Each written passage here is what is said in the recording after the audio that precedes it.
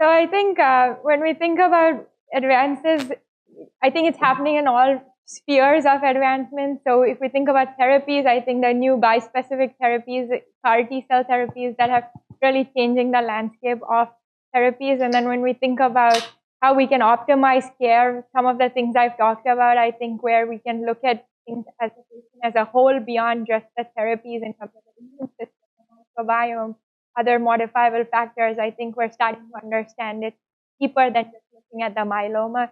So I think some of those things are what's going to help change over time survival for patients. I completely agree with that, and that I think CAR T and bispecifics are some of the most exciting technologies that are out there. I think even bigger picture for me, I'm looking forward to cure. I think we're getting closer. We're not quite there yet, but I think we're getting closer. And you heard some of the sort of semantics surrounding this today, but the idea that cure, as Dr. Kaufman said, really, when I think of cure, it means cancer is gone and never coming back, even if you live another 50 years, because it's truly completely eradicated from the body. That's proven to be pretty challenging in myeloma, but so who knows when that will happen. I hope it's soon, but we'll see. But I do think that we're getting closer to this. I almost think of it as sort of a lame term, but it's useful, of functional cure or operational cure, where the idea behind this is that it's still in there, but it's controlled such that a person still lives a normal life expectancy and there's really no more problems related to the myeloma.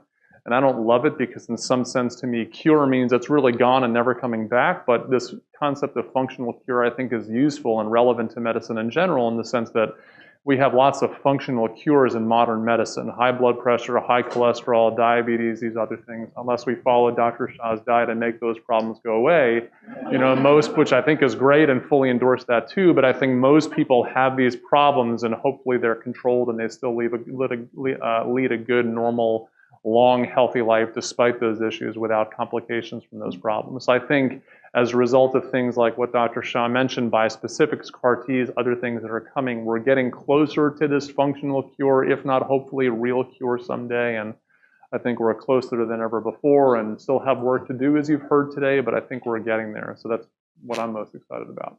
Okay, great. And since I was not able to do the moderated panel, maybe I can ask one more question.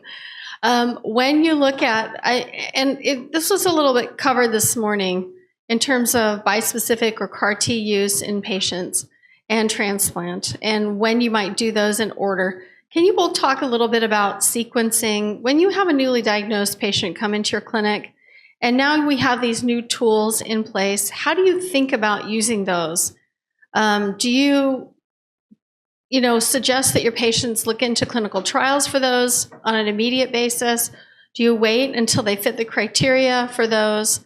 And then how do you handle that?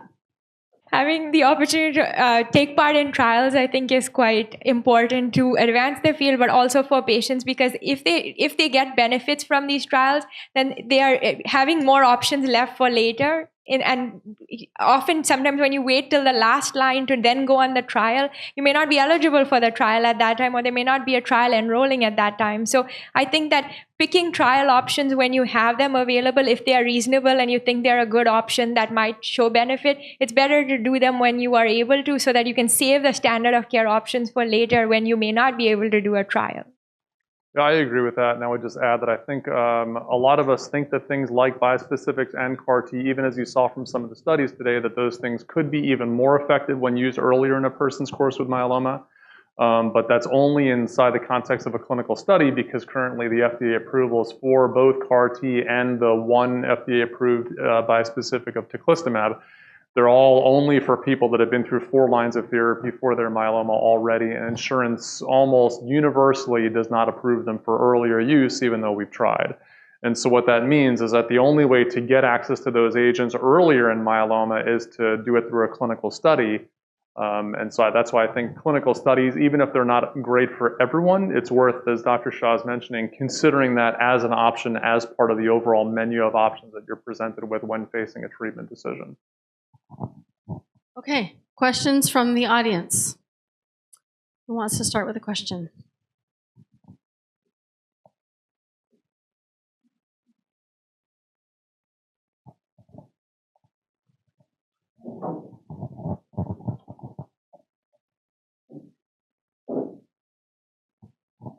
Thank you for doing this. But I found the nutrition talk fascinating, and I know it's in the early stages, but I'm curious about how you feel about organic produce versus non-organic, especially in some of the ones where they've found, like oats, they're finding an awful lot of pesticides. And then how you feel about different fish, because I know some fish is probably better than others. And I don't mean pride. And I think those are very good questions. I actually, in one of the HealthTree talks a few years ago, I had a few slides on organic. I think I fit too many slides in here, but that's why I've taken some of these things out. But there was one study from, I think, France, the Nutrinet Sand study. But in that study, they showed that people who eat organic produce may have a reduced incidence of cancer by a little bit. But it's, remember, these are association studies, like they're population studies. So often the people who are buying organic food are also exercising and eating more plant-based foods or eating healthier. So could that be why they're having less cancer? And I think that's more likely the case. And I think that another thing is there was another paper that looked at the organic foods, and in terms of like how much of it you need to eat to increase the cancer risk. So you would have to eat a very, very crazy amount of plant-based foods for that increase in risk. So the benefit from plant foods outweighs the risk of the pesticide. So by saying like, okay, there's going to be a risk of like contamination with pesticides, so I just won't eat plants, or I just won't. But that same risk comes with animal-based foods too, because they eat the plants and get bioaccumulation. But if you say you won't eat the food, that risk for cancer is higher than eating the food where you might have a smaller risk. So there's a paper showing, I can't remember the exact numbers, but it is very significantly different, where cancer prevention through eating healthy is much higher than the risk of through pesticide residues. So I would say that if there are certain foods that they're a little bit higher risk that they are contaminated, and those you might want to spend on buying organic if you can. But even if you can't, it's rather you eat the produce than not eat it, because you can't pay for the organic or you can't find it. So I would definitely prioritize just eating whatever you produce you can get your hands on in terms of plant-based.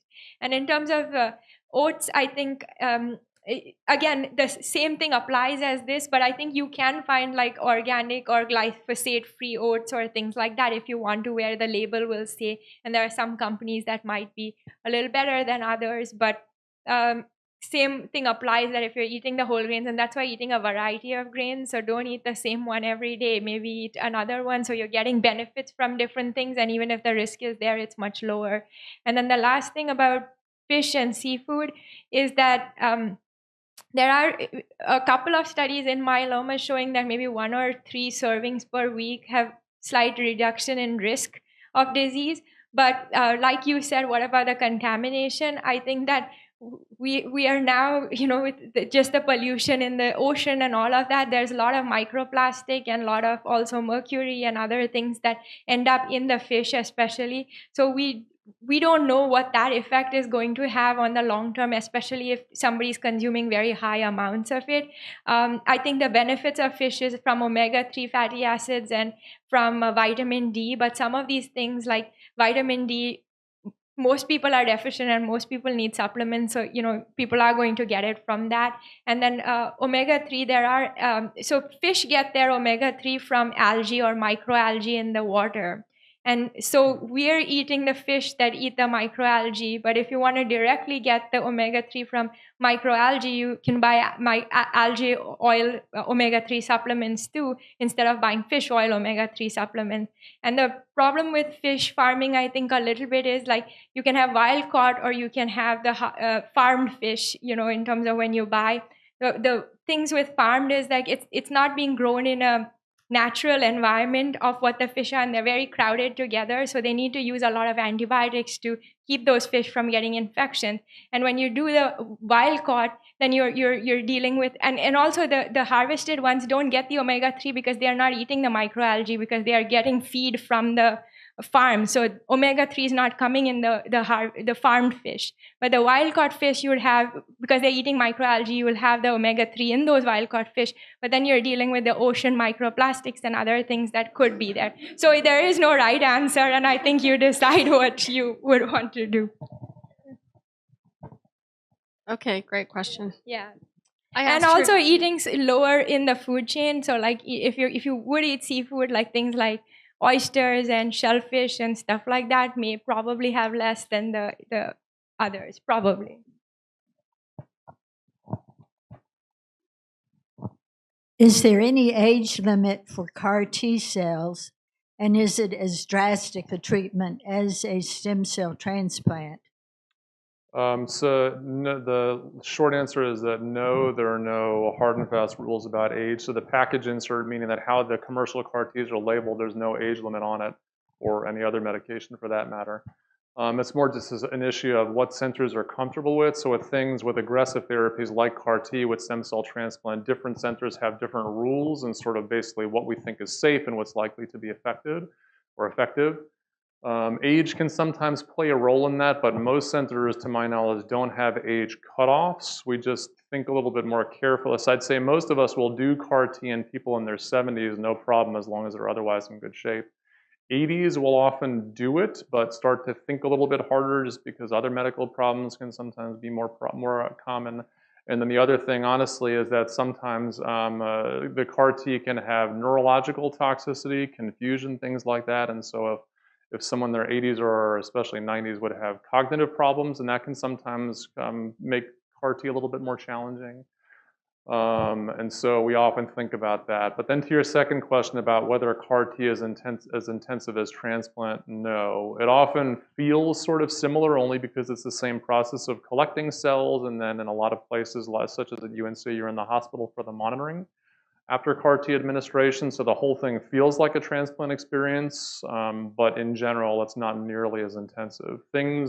It still can be toxic in the sense that side effects can still come up with CAR T, but in general, a lot of the things that happen pretty regularly with transplant about hair falls out, you get really sick, terrible appetite for a month or so, diarrhea, mouth sores, that stuff generally doesn't happen with CAR T. Thank you. You're welcome.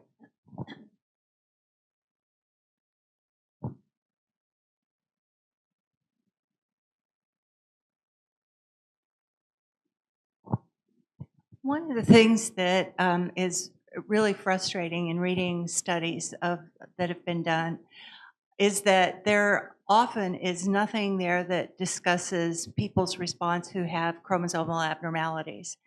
And I'm wondering if research currently now is starting to include those factors in all of the data that they're collecting, because it seems like it would be really important to know outcomes of these particular people by collecting that data. It doesn't seem to be in all of those earlier studies, which is really frustrating.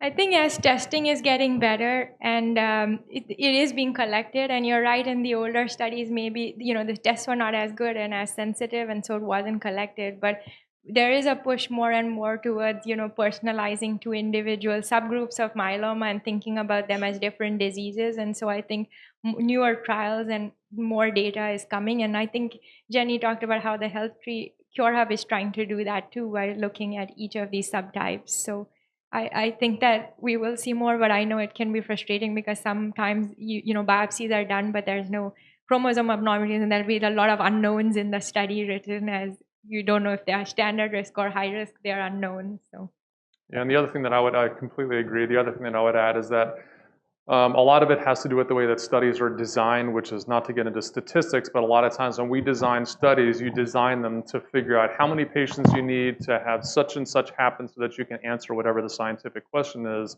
with reliability. Basically, you want to design the study such that you're likely to get an answer to the question you're asking. And so when we think about specific genetic abnormalities in myeloma or specific chromosomal abnormalities, almost all of them occur in a minority of people, except things like 1q gain, for example, that's probably roughly half of patients, but most of the other ones, such as the T1114 one that both Dr. Kaufman and I talked about quite a bit, that's about 20% of people with newly diagnosed myeloma. And so what that means is that when we're looking at a study that accepts everyone with myeloma, regardless of whatever genetic subtype they may have, it's going to have, let's say, 20% of people that have T1114 and a small number of people that have 17p and a small number of people that have 414. And almost always on these studies, the numbers of people with those specific abnormalities are too low such as to be able to draw definitive conclusions about those people. There's more interest, as Dr. Shah is alluding to, in doing studies in specific chromosomal abnormalities, especially this T1114 thing, but also in other groups to say, how do we tackle myeloma in people with that specific chromosomal abnormality? But a lot of it is just a challenge driven by the fact that a minority of people have most of the chromosomal abnormalities that come up. Yeah, it's a good question. I'm interested in the difference between CRS and ICANS as a side effect of CAR-T. Sure. So essentially, CRS and ICANS are both side effects of CAR-T and bispecific molecules. So all these drugs, and so bispecifics and CAR-T, basically what happens with this is that as we start them, so when we reinfuse CAR-T cells or when someone gets their first couple treatments of these bispecific molecules, essentially what happens is that it turns on T cells in the body. So T cells are a specific type of immune cells that all of us have, and that's kind of where CAR-Ts on bispecifics work.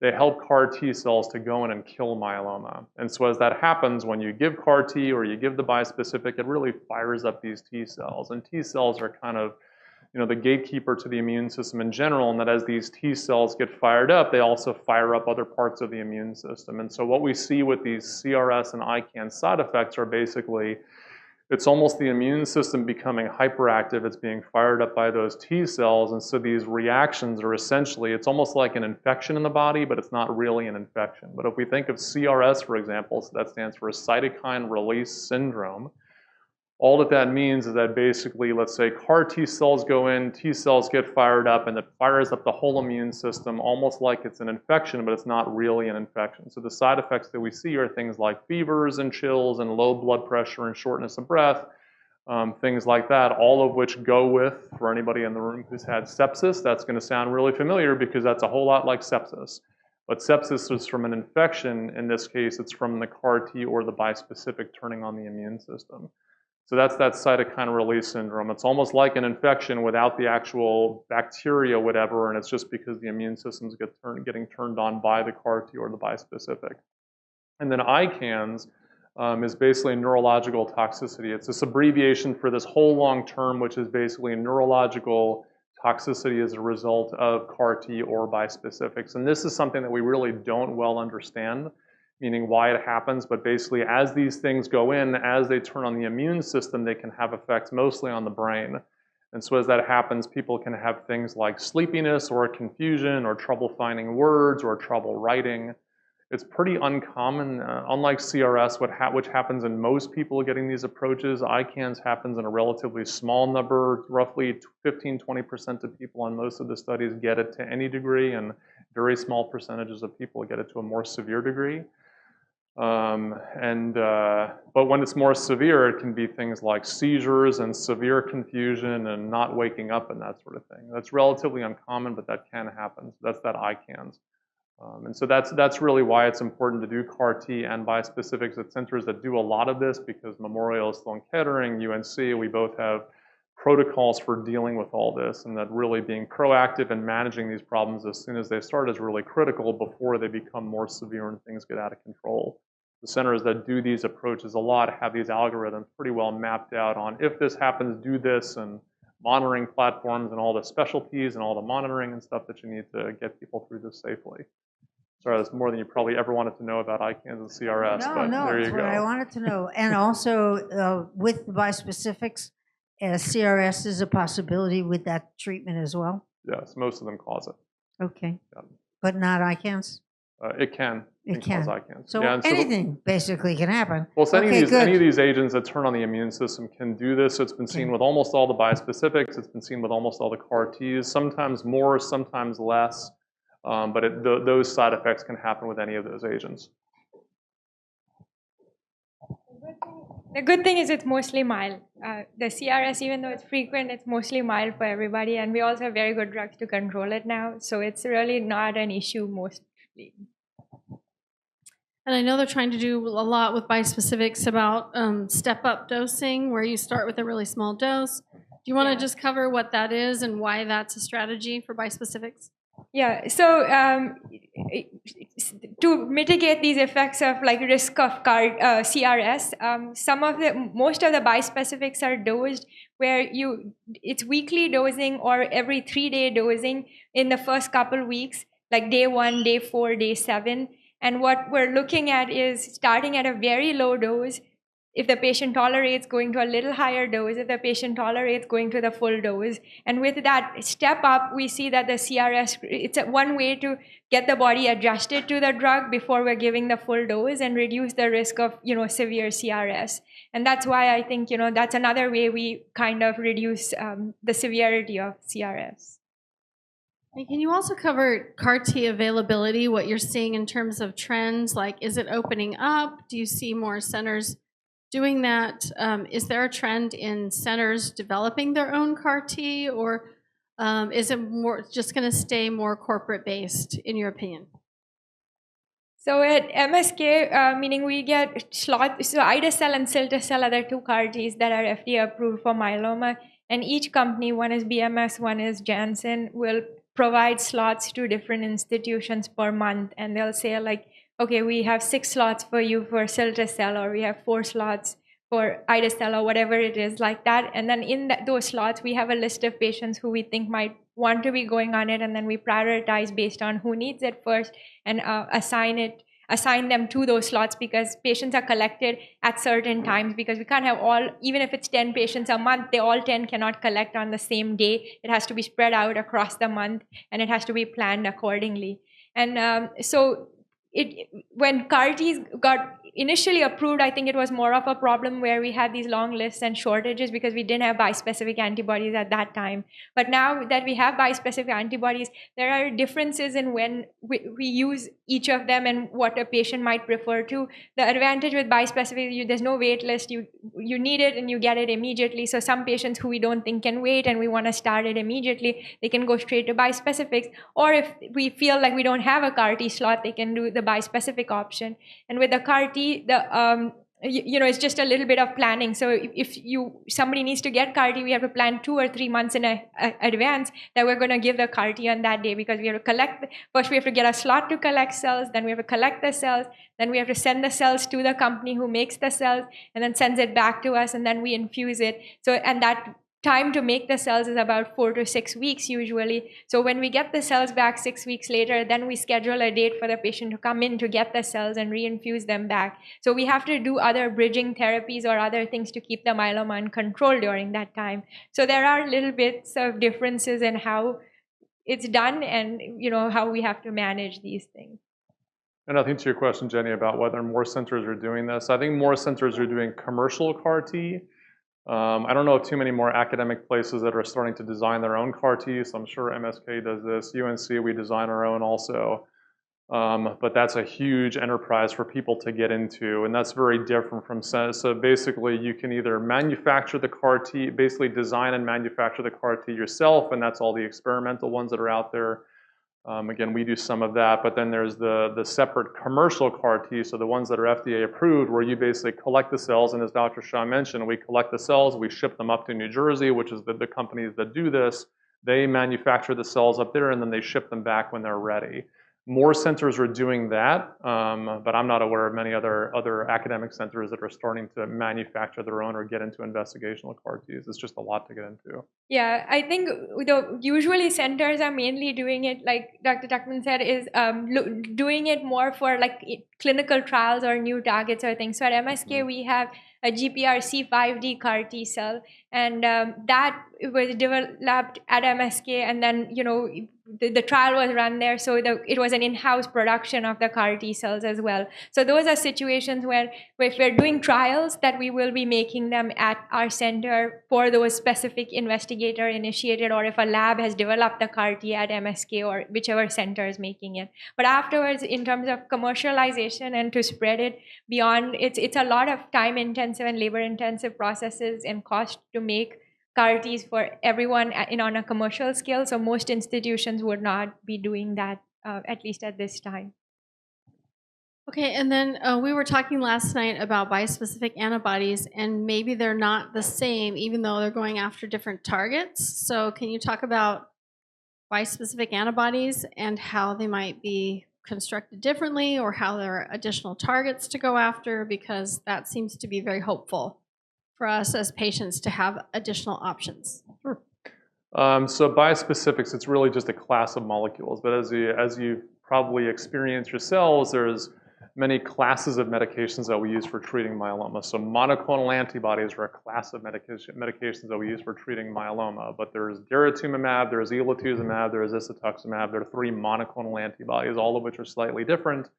And in elotuzumab's case, goes after a different target, but they're all monoclonal antibodies. Proteasome inhibitors. So there's Velcade, which is bortezomib. There's carfilzomib, which is Kyprolis. There's ixazomib, which is Ninmaro. 3 different medications, all the same drug class of proteasome inhibitors, although they all operate a little bit differently and work in different ways, different routes of administration.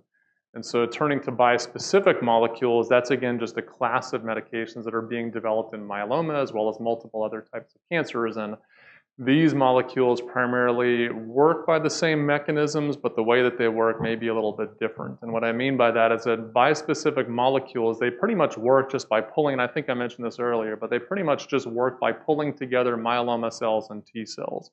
Where the bispecific molecules, for the most part, they're just molecules that have 2 ends. On one end, there's this thing called CD3 typically, which sticks to the surface of T cells.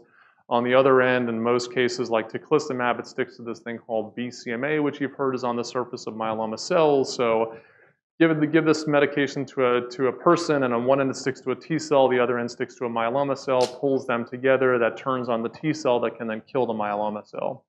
So that's basically the platform and how these medications work. But you can imagine that you can design these in all sorts of different ways so that, they may all BCMA bispecifics, they may all attach to that BCMA target on myeloma cells, but they may do it a little bit differently. They have other bells and whistles that turn on T cells, that do other things to recruit other cells from the immune system. So they basically work in different ways to attack that myeloma cell. And then as Jenny mentioned, there's even bispecifics that go after completely different targets. So there are none that are currently FDA approved. So as Jenny mentioned, there's probably 2 that will be FDA approved later this year, but some of them go after this thing called FcRH5, and there's another one called GPRC5D that Dr. Shah mentioned, bispecifics that are being designed for that. And then there's other bispecifics that are being designed to go after completely different targets of myeloma. And so all these things are basically same idea. These things are going to pull together myeloma cells and T cells, but what they attach to on the myeloma surface may be a little bit different. The effect that these molecules may have on T cells as they pull these cells together may be a little bit different. So that the platform is the same. It's still this bispecific molecule that's pulling T cells and myeloma cells together, but the exact details of what happens when that occurs may be a little bit different. But it's just another drug class that's being pretty rapidly developed in myeloma currently. Okay, great explanation. Okay, Cindy had When you talk about bridging therapy to CAR T cell therapy, would you ever consider bispecifics as a bridging therapy? And if the bispecifics are working, do you continue with the bispecifics and hold on to the CAR, or can you talk about bispecifics as a bridging? You're up. We can give it to Cindy to always ask the hardest questions. So I think that bispecifics, just now the only one that's FDA approved is teclistamab. So it targets BCMA. CAR T cells, the only ones that are FDA approved, also target BCMA. So if you're doing a bridging therapy that's targeting the same target and doing it before the intervention, we would think that that may affect the impact of the response to the CAR T cells. And so while it's certainly possible to do that, I don't think that it makes the most sense, because you're planning for the CAR T and then you're already starting to use a very similar kind of therapy. Then what's the point? And CAR T, because it costs so much to make the cells, you cannot actually store and keep them for later. So if you determine somebody is going to CAR T, you have to not make CAR T cells if you're not planning to give it to the person. So I think that we cannot be doing that and say, okay, we'll store it later. So we have to go ahead with it. And so it's best to probably pick something else for bridging and then keep the bispecific later. We have seen patients who may not respond to CAR T but respond to bispecifics and vice versa, because there may be some differences in terms of how they connect to the target or like attach to the target, and there is some differences. So we don't really know why, or that's being studied, and there's some data that, early data that is there around it. But I think that that may not be the best option. But once we have maybe other targets like GPRC5D, bispecifics and things, that may make more sense. And one last thing to add would be is that bispecifics take about 2 to 4 weeks to see a response. And the bridging you need is for something like 4 to 6 weeks. So, by the time you'll know if they're responding, it's already time to do the next, like to do the CAR T. So. Okay, other questions? No. You might have talked about this already when I was in the other room, but with the CAR T and the bispecifics, one of the side effects besides CRS and ICANS is this immune, hypogammaglobulinemia. Can you talk a little bit about that if you haven't already, and what are ways to manage that? Sure, so I can talk about that. So this is a big issue, as we know, in myeloma in general, meaning infections, basically. So myeloma intrinsically suppresses the immune system. It makes sense with those sick immune cells in there. It kind of shuts down normal immune function. Then, of course, all the medicines that we use to treat myeloma also suppress normal immunity to some degree. And so myeloma and infections, unfortunately, go hand in hand. BCMA-directed therapy, and especially bispecific, are probably even more so, and part of that is just because they're incredibly potent in killing myeloma cells. But then we've been talking about BCMA, for example, which is expressed on normal plasma cells as well. So remember, myeloma is a cancer of plasma cells, and when we're using myeloma drugs, we're trying to kill those sick plasma cells, but we kill off the normal ones also. And normal plasma cells are an important part of our immune system. So it kind of makes sense that if we're using this drug that's very potent at killing plasma cells, again, it's going to suppress the immune system, and infections can come as a result of that. And so it's well recognized on the clinical studies that infections are a major issue after bispecifics, and in fact, they're probably the major issue once we get past the initial window and most of this ICANS and CRS stuff kind of burns out. That happens in the first month, and then you're pretty much done, or even in the first week, and then you're pretty much done, whereas the infections are an ongoing issue. So I'd say we probably don't know the exact best way to handle that. What I'd say most centers do, or we do certain things for prophylaxis, so basically medications that we can use to prevent infections, and I'd say common ones are prophylaxis for VZV, so Zoster, or the virus that causes shingles. So most patients who have been through these agents are probably on valacyclovir, Valtrex, acyclovir, something along those lines. Most centers also do prophylaxis for this organism called PJP, which is one that commonly causes pneumonia in people with very suppressed immune systems, and so a lot of people take Bactrim, which is a common antibiotic, to prophylax for that one. Then the other thing that often comes up is the stuff called IVIG, which many people in the room are probably on, where IVIG, basically it's healthy immunoglobulin or antibody protein, which most of us make under normal circumstances and helps to prevent infections, but plasma cells make immunoglobulin, and so it makes sense that people with myeloma often have very low levels of those normal proteins because we wipe out those cells with the drugs. Whether or not to give IVIG to everyone with low levels is controversial. Different centers handle that differently, and I say controversial because IVIG has not been definitively shown to reduce risk of infection in the limited clinical studies that have been done, but that's another approach that sometimes comes up. And then I'd say even bigger picture strategy is that there's also a lot of talk about whether we can do bispecifics for a finite length of time and then stop to allow people's immune system to recover and reduce the risk of infections. As most people in the room can probably attest, once you get on a myeloma therapy, you're typically on it for as long as it's working, and we stop when it stops working and we switch to something different. But given how well bispecifics work, especially for people in deep remissions, we're starting to talk about whether we can do them for 6 months, 12 months, 8 months, something like that, and then stop to at least reduce the risk of infection by just reducing the amount of time that people are on these medications. So I think we're going to learn more about this in years to come. We don't have great answers yet, but it's a major issue and we're working on it. Yeah, you kind of wonder if you might do a bispecific and stop therapy and maybe even go to regular maintenance and then restart, or I don't know, or pulse it. I guess you'll learn that over time. Yep. That's right. Okay. What other questions might you have? Can I ask a little bit about precursor conditions and then one amyloidosis question for you? So, when you have smoldering myeloma, we talked about that this morning and last night about when do you treat smoldering myeloma patients and how do you make that determination? How do you make that determination? So for smoldering myeloma, the only data we have is with lenalidomide at this time that's approved. All the others are clinical trials. I think if somebody has smoldering myeloma, first they need to know, is it low risk, intermediate risk, or high risk? Once it's determined that it is high risk smoldering myeloma, then I think discussing whether therapy is necessary is something that you can discuss with your doctor or also consider clinical trials. I think with high risk smoldering myeloma, it is probably better to look for clinical trials if you really want to do something instead of just going on the standard of care, not standard of care, but the option of lenalidomide, which is approved, because our practice is to watch and wait for the most part, and we don't start lenalidomide on smoldering myeloma patients. And many of my colleagues do the same. And that's because we think that, just lenalidomide alone, yes, it will delay the time to myeloma onset, but it doesn't mean that it's not fully eradicating the clone or getting rid of the myeloma, the cells. And so you're just starting therapy earlier, but does it really affect long-term outcomes? There might be some overall survival data that we're starting to see, but I still think that we're starting therapy on patients really early, and some of them may never need therapy, and they're going to be on it then lifelong.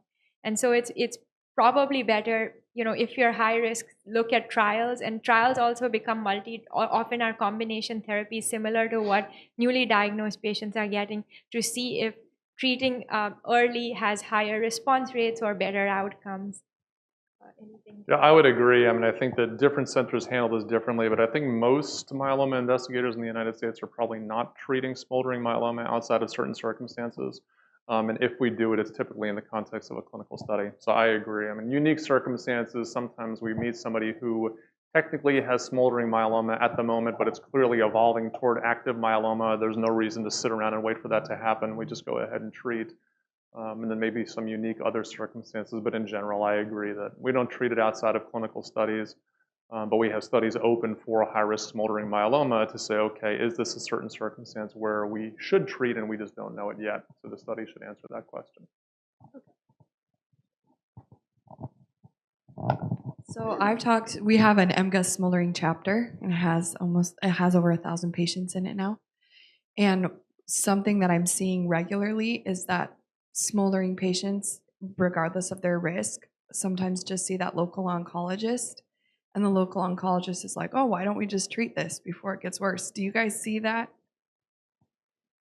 What can we do to get this is an impossible question, right? But what can we do to get the word out to those oncologists, like, don't do it? But I think, there are some myeloma specialists and some centers that also do treat with lenalidomide. So it is a difference of opinion for some, but I also think the community oncologist, it's a bit hard. And if I was in a community practice and treating 10 different kinds of cancers, to be up to date with the nuances of each trial is very hard. So I think that, yes, there is data, it is approved, it's there, so they would think that it's the treatment to do for the patients, or at least offer it to patients, and patients hear that and they think, okay, there's a treatment, why would I not do it? And they would do it, right? So I think it's very hard to until there's enough more evidence or very clearly. So I think the best thing for patients is to maybe get a second opinion from a specialist and have an informed decision and choice of what the risks are, what the benefits going to be, because it's not like it's the perfect answer for everyone. Yeah, because sometimes it keeps us from being able to enter clinical trials. Yes. Yep. Yeah, I agree with that. I think that's another great circumstance that a myeloma specialist is helpful, because we obviously deal with these issues every day. And for somebody who just sees a couple myeloma patients per year, they're probably not as on top of this and can't probably as accurately counsel someone. So I think it's important to see somebody who does myeloma full-time for discussions like that, because it's a big decision. Okay, since we're talking about smoldering myeloma, besides blood test, what type of monitoring should a smoldering myeloma patient be having? Imaging, repeat bone marrow biopsies, PET scans? So it's kind of the same workup as myeloma because the point of doing the workup is to make sure they haven't progressed to myeloma, right? So it involves the same blood tests we do for myeloma, looking at the protein, the M spike, the immunoglobulins, light chains, the bone marrow biopsy, and a scan, either a whole body MRI or a PET scan or a low-dose CT, depending on patient preference and institution preference. And so I think that the frequency of doing these scans or whether it's necessary is a risk-benefit discussion with the patient, the patient's anxiety, the physician's comfort, like what's going on, what's the trajectory of change in these proteins. So unfortunately, there isn't a clear thing to say like everybody should get it every 6 months or every 2 months or things like that, because every case is individualized to the rate of change and things like that. Some people do just annual bone marrows and PET scans as a way to just stay on top to see changes, but others might say that that may be too much if somebody's proteins are just remaining stable over time and they may not need it. So I think you have to decide based on the patient and what's needed. But I think annual is reasonable to do because that's kind of the standard if we're doing something. Okay, and the very last question, Dr. Tuckman, for you, because you treat a lot of amyloidosis. Do you want to just explain what that is, and if myeloma patients who have currently active myeloma need to be concerned, and what symptoms might they look for? Does it develop right away, or does it develop later in the course of treatment? And if any symptoms, because it can typically get diagnosed late, so what do patients need to watch for? Or if they are talking to other myeloma patients or coaching, what can they suggest? Sure. So amyloidosis is if we think about Venn diagrams, it's almost, you could think of myeloma as one circle, amyloidosis is another circle, and they cross over somewhat, but not completely. So amyloidosis is basically a protein problem. So we all, of course, have proteins in our body. Proteins have different jobs. You heard a lot about nutritional protein from Dr. Shah. But amyloidosis is basically a protein problem, where amyloidosis is a protein that's sticking in different parts of the body where it doesn't belong. And so this amyloidosis protein can stick in the kidneys or in the heart or in the nerves or in the GI tract or the lungs, the skin, all sorts of different parts of the body. And as that happens, it basically clogs up that organ, whatever it is, and that organ now doesn't function right. Amyloidosis, again, just means that the protein is there, and amyloidosis can come from different other conditions, most of which have nothing to do with each other. The reason that this comes up in myeloma world is that myeloma, plasma cell diseases, especially light chain protein, which of course is one of the proteins that comes from those myeloma cells, is one of the more common sources of amyloidosis. This happens in probably 10% of people with myeloma, depending on what study you look at, but basically what happens is that it's those same plasma cells, myeloma cells in the bone marrow. They make that light chain protein that some of us have in the blood, and then that protein in a certain number of people is structured in a way that it can form that amyloid protein and land in different organs. Again, this does not happen in most people, and it just probably has to do with the structure of the light chain in different people with myeloma, such that only a small percentage of people with myeloma have a protein that's structured so it can do this. And so when this happens, when that protein sticks in different organs, it can cause a variety of different symptoms. So amyloidosis, most often, so this is called light chain amyloidosis, or that's the kind that's sort of associated with myeloma, most often likes to mess with the kidneys and the heart. Can affect any of these other organs, but most often affects the kidneys and the heart. And so the problem is that amyloidosis can cause a lot of different symptoms, but there are certain red flags that we should think about, especially when someone has a diagnosis of multiple myeloma, to say, okay, maybe amyloidosis is playing a role here also. And so one thing, for example, is heart failure, or what's called arrhythmias, or abnormal rhythms in the heart. So when somebody has heart failure where the cardiologist isn't totally sure where it comes from, especially certain patterns of heart failure, in the context of multiple myeloma, we have to think about whether that's amyloidosis in the heart. Amyloidosis also loves messing with the kidneys, as does myeloma, but the pattern of injury is often quite different. So the risk of getting into nitty-gritty detail, what happens in myeloma typically is that creatinine number goes up, which means the kidneys are having more trouble getting rid of stuff, the toxins that the kidneys are supposed to get rid of. Whereas in amyloidosis, that's more often a protein leakage problem. So the creatinine number is often normal, but what happens is that healthy proteins from the blood, so primarily this one called albumin, leaks out through the urine. So that blood albumin level goes down, urine albumin level goes up, and then with that, people can often have trouble with leg swelling. And then another one that I'd mention is also people that have severely low blood pressure with multiple myeloma. That can happen for a number of different reasons, but especially unexplained severe low blood pressure also often suggests that there could be a problem with the nerves, which can come from amyloidosis also. With that, sometimes people have peripheral neuropathy, so numbness and tingling in the feet. I hesitate to mention that one because that's really common in anybody who's gotten Velcade, or for those who have been doing this for a while, thalidomide. So that one is a little bit harder to sort out, but I'd say this is just something, when we start seeing unusual symptoms in myeloma, amyloidosis is one thing that we should think about. Okay, wonderful. Okay, I would like to just thank our speakers. Let's give them a hand. To me, these roundtables are always a testament to the power of a myeloma specialist. It's incredible what they know. And it's incredible what they can do. So if you have friends who are going to general oncology clinics, or you yourself are, please consider consulting with a myeloma specialist, especially when you're making a treatment decision. So that's what I want to share that message every time, because it's just so critical. So we are just so grateful to you for participating. It's amazing. The prior doctors who participated, it's incredible. Thank you so much for coming to this event. And for those of you who would like to stay after and help Urvi with her study, we are here to help you, and our team will stay afterwards. So thank you so much.